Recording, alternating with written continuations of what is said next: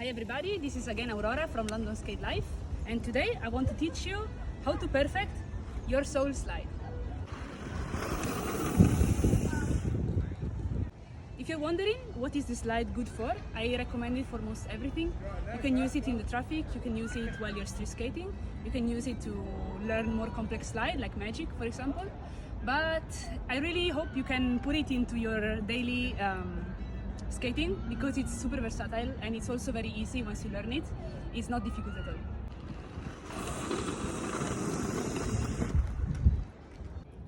Okay, so one of the first things you want to consider when you're doing this slide is that the sliding leg needs to be on the inside edge. The other one needs to be central, or at maximum needs to stay outside.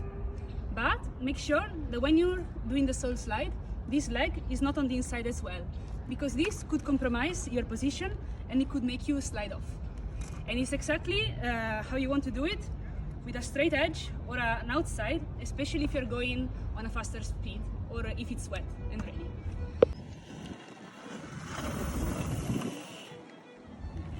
When you achieve your inside edge, it's very important to achieve enough of a deep edge. You will find out that if you just put the leg in this position, but you don't bend it low enough, it's going to create a spin. So what you need to do, what you need to consider, is that the sliding leg will have the knee lower than the standing leg, okay? So if this knee is low, the edge is correct. If you already do the power slide, for example, you can compare it with the angle that you have when you do a power slide.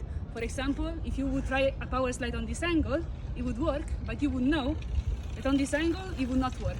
So you need to recreate the same angle for your soul slide. And at the beginning, this could feel a bit uncomfortable as your leg needs to invert and be in a position that is uncomfortable for most people. But I promise that if you train it enough, and if you maybe stretch it before you start sliding, it is going to be much better.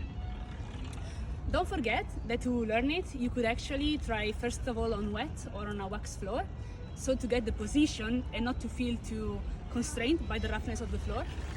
But I also recommend it to learn for the asphalt as well, as it has a very powerful stop. So another important thing to know is that maybe when you learn the power slide, you are used to put the leg down with a movement. With the soul slide, you cannot do that.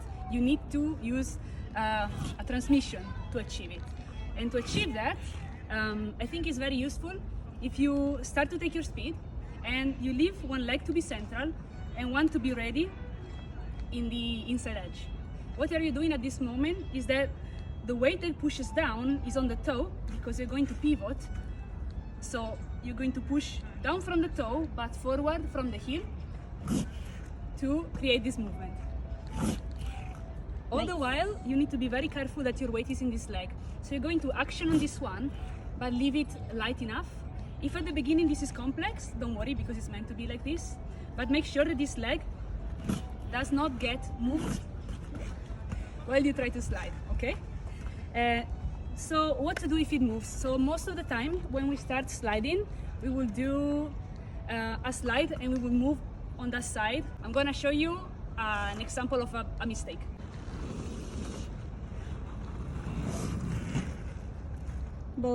So what's going to happen here? If powering with your leg pushes you in the wrong direction, doesn't make you go straight, that means either there is too much weight on this leg or there is too much weight on the heel of this leg. If the standing leg has too much weight on the heel, the toe is free to move and free to slalom with you. But if you, just for the duration of the slide, you try to be more on the toe, for the weight only, you don't need to lift it of course, it will help you not to turn. And of course, practicing more is going to help you. I'm going to give you the example of another mistake that you could do. What I'm going to do is to show you a sole that is too large with a body that stays just in between the legs, okay? Make sure you don't do this. As you can see here, the body weight is here, which means the legs are going to be 50-50. And it's going to be very difficult to produce a long enough slide or to produce a reliable slide. As you can imagine, if the speed is a lot and if the conditions are wet, it could make you do the splits while you're sliding.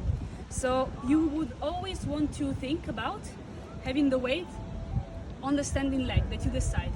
This one if you do it this way, this one if you do it this way. What you need to know is that if the body looks like it's on top of this leg, that means that the weight is on this leg. If my body is doing this, which is very common, probably the weight is on here. If your sole slide stops too quickly, maybe your body came all the way here.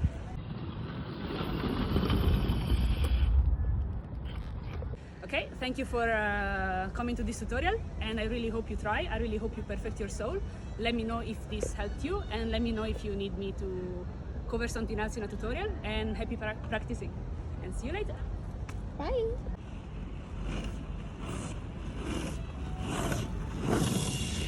Nice.